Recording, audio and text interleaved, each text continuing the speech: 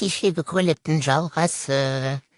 Бірінші баламдағыдай, екіншісін, үшіншісін дәл солай қайталап тігіп шығамыз. Бұл енді оңай деп айта алмаймын, қыздар, уақыт алады. Ішке қарап тігілген баланға қарағанда, мынау рүштері сыртына шығып тұратын балан өте қиындау. Қиын болғанда уақыт алады. Міне алдыңғы бөлігіміз дайын. Дәл осы процесті енді артқы бөлікте қайталайтын боламыз. Мінекей артыңғы бөлігі мен алдыңғы бөлігі фукатаға ғанда дайын болды. Енді сіздерді бірақ фуката алмайды тігесіздер. Мен де тіктім түнімен отырып.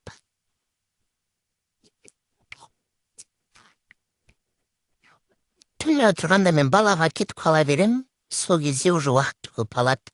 Енді жағын тігісін тігіп шығамыз. Яғни алдыңғы бөлік пен артыңғы бөлігін қосамыз. Сосын жеңін осылай 6 сантиметрден 2 рет қайырып тігеміз. Міне осылай ішке қарап бүктеп. Мен дәл осылай жүргізіп шығасыз. Жеңін болғаннан кейін барып, міндетті түрде мойнына тағатын жаңағы фурнитураңызға орын қалдырып қайырып тігесіз. Менде пока суреттеуде колесо жоқ, трос қойдым. Көйлек жалпы әдемі шықты, қыздар, воздушный болып, түрінен қарасам простой сияқты, бірақ кигенде өте воздушный болады. Мұна апам осы көйлекті киіп көрсететін адам ғой. Болмайтын бірдеңелерді суретке түскенше, менің көйлегімді киіп суретке түссе болмай ма? Бұл көкем қыдырып жүр енді. Кигесін киіп көрсететін болады міндетті түрде.